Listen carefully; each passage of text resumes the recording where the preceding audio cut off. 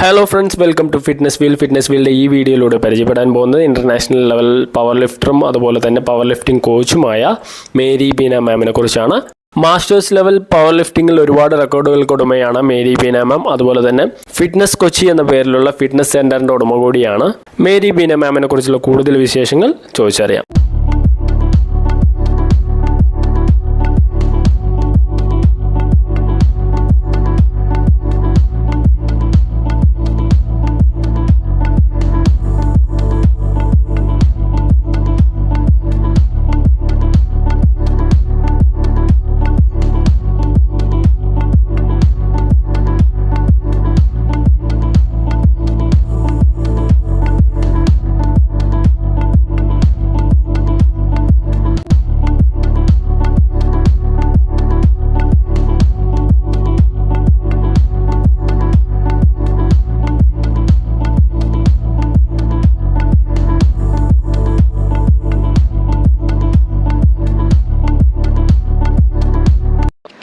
Hi Beena ma'am, welcome to fitness wheel.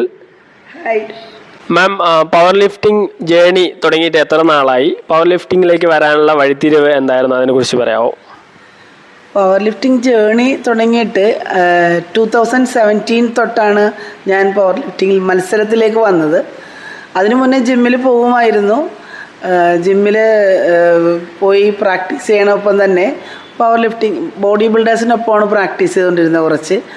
അപ്പോൾ അതോടൊപ്പം തന്നെ പവർ ലിഫ്റ്റിങ്ങും ചെയ്തുകൊണ്ടിരുന്നു. 2016 ആയപ്പോൾ ഒരുവിധം അത്യാവശ്യം സ്ക്വാട്ടും ഡെഡും ബെഞ്ചൊക്കെ ചെയ്തു തുടങ്ങിയപ്പോൾ മത്സരങ്ങൾക്ക് വരണം എന്നുണ്ട്.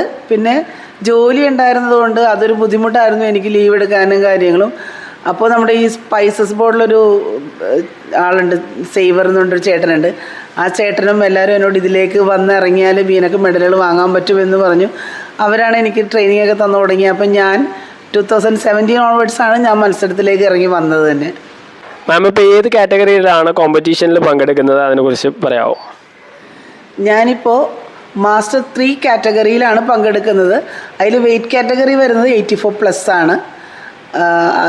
അതിലാണ് 84+ kg വിഭാഗത്തിലാണ് മത്സരിക്കുന്നത് ഞാനിപ്പോൾ. മാം, ചെറുപ്പത്തിൽ സ്പോർട്സിലൊക്കെ ഇൻവോൾവ് ആയിരുന്നു, അതിനെക്കുറിച്ചുള്ള കാര്യങ്ങൾ പറയാമോ? തീർച്ചയായും സ്കൂൾ ചാമ്പ്യൻ തന്നെ ആയിരുന്നു ഞാൻ. ഹൈസ്കൂൾ ലെവലിൽ 8, 9, 10 എല്ലാം സ്കൂൾ ചാമ്പ്യനായിരുന്നു. അന്ന് ഓട്ടവും ഷോർട്ട് പുട്ടും ലോങ് ജമ്പൊക്കെ ആയിരുന്നു എൻ്റെ ഐറ്റംസ്. അതൊരു നല്ലൊരു ഓർമ്മകളാണ് സത്യം പറഞ്ഞിട്ടുണ്ടെങ്കിൽ. അത് തന്നെ ആയിരിക്കണം എന്നെ ഇവിടെ വരെ എത്തിച്ചതും.